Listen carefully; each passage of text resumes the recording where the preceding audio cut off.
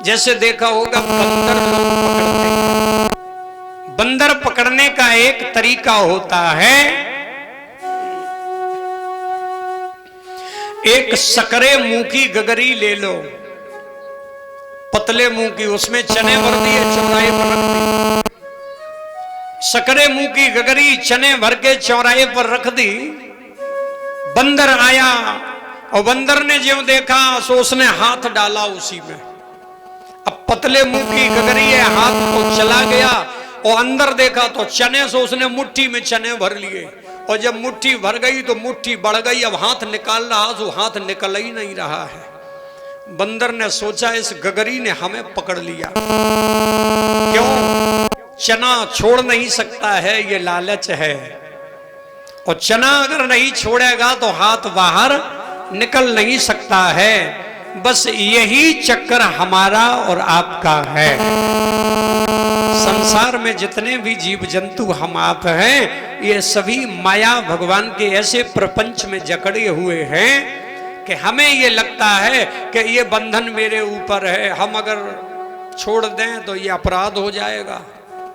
इस बंधन में बांधे कोई नहीं है।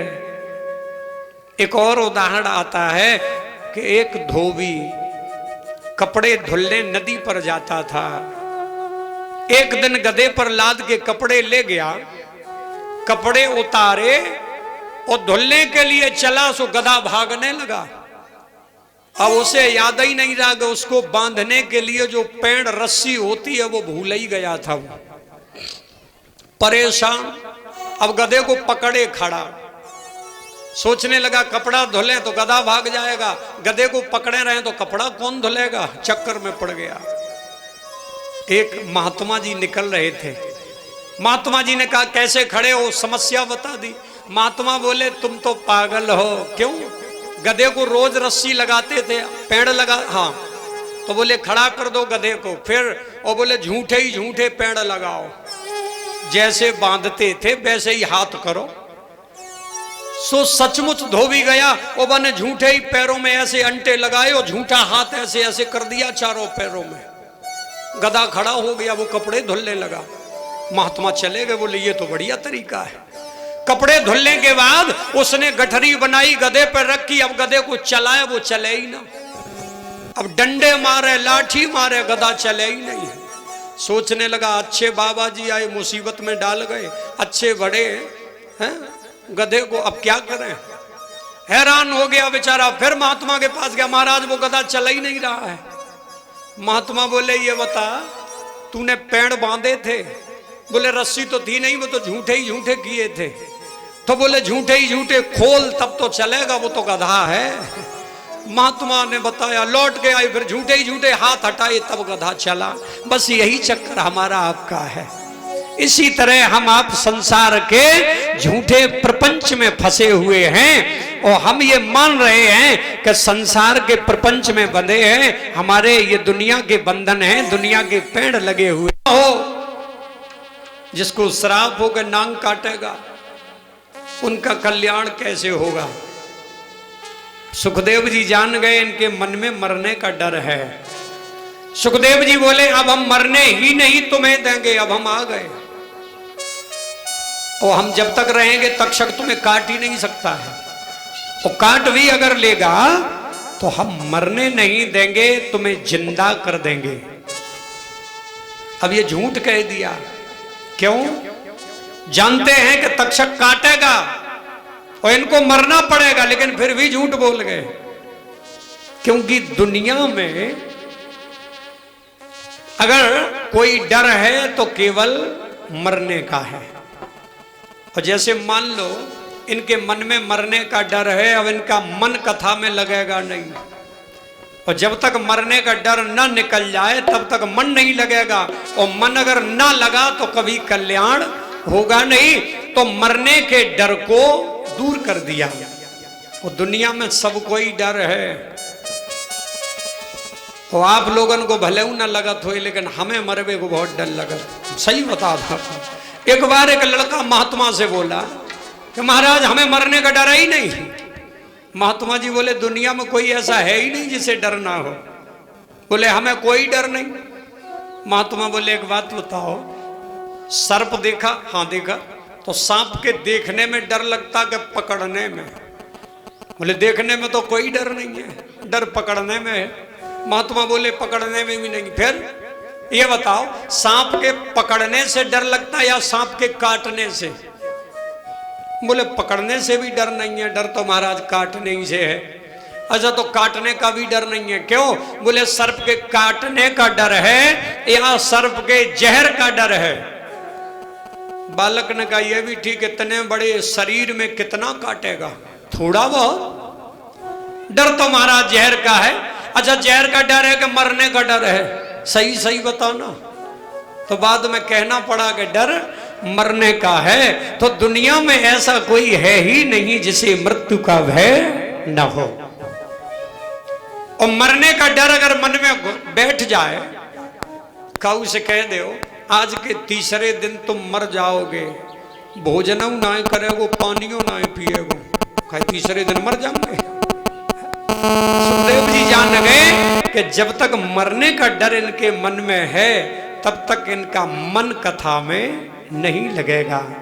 और मन अगर ना लगा, बिना श्रद्धा बिना भाव के कुछ भी करते रहो, उसका पूर्ण रूप से फल प्राप्त नहीं होता। एक महात्मा जी थे और महात्मा जी का काम भिक्षा मांगे और मंदिर पर आए और भिक्षा मांग करके जो भी आटा चावल दाल आदि मिले प्रसादी बनाए और पाए। अच्छा दिखाने के लिए ठाकुर जी रखे थे। शालिग्राम भगवान देखे होंगे आप, काले काले हो, सत्यनारायण भगवान की कथा हो तो पंडित जी लेके आते हैं शालिग्राम भगवान की प्रतिमा। महात्मा एक दिन आटा मांग के लाए, वो आटा की पोटली रख दी, देखा समय हो गया, चलो ठाकुर जी को स्नान करा दें, आरती पूजा कर दें और फिर रोटी बनाएंगे तब भोग लगाएंगे। आटा की पोटली बाहर रख दी, मंदिर में गए और ठाकुर जी को स्नान करवाया और स्नान करवा के तिलक आदि कर रहे थे। इतने में महाराज एक कुत्ता आया और कुत्ते ने वो आटा की पोटली मुंह में दबाई और लेके जान। महात्मा जी ने देखा गजब हो गया, आटा मांग के लाए हम और ये कुत्ता लिए जाओ और ठाकुर जी की पूजा छोड़ दें तो भी अपराध। अब क्या करें? महात्मा जी ने देखा वो आटा चला गया तो खाएंगे क्या, भिक्षा तो मांग के ले आए। अब सो महात्मा जी को समझ में नहीं आया, वे ठाकुर जी खींच के कुत्ता में मारे। अच्छा और ठाकुर जी की चोट खाली चली जाए, सीधा मुंह में लगे ठाकुर जी कुत्ते के। सो पोटली हाल ही रख दी कुत्ता ने, कुत्ता भाग गया। अब महात्मा जी गए, पोटली रख ली और ठाकुर जी उठाए तो फिर मंदिर में लाए। बोले महाराज प्रात करा स्नान पटापे आदर सहित तुम्हें पधराए। बहुत दिन हो गए, सवेरे सवेरे स्नान करा के पटा पर बैठालते हैं। साग पुड़ी और खीर प्रेम से रोज तुम्हें हमने पकवाए। तीर्थ और मठ मंदिर में कई बार अनेक धरे और उठाए, पर सत्य कहें कि श्री शालिग्राम जी इस दास के काम में तुम आज ही आए। बोलो भगवान। तो देखो बिना श्रद्धा और बिना भाव के कुछ भी करो लेकिन कभी कल्याण संभव नहीं है। सुखदेव जी ने कहा कि हे राजा तुम मरे हुए नहीं हो और हम मरने नहीं देंगे तुम्हें। कब तक? जब तक है। और फिर भी तुम अपने मन को भगवान के चरणों में लगाओ। मृत्यु का जो डर है वो दूर महाराज कर दिया। अच्छा जब मृत्यु का डर निकल गया तो राजा के चेहरे पर प्रसन्नता छा गई।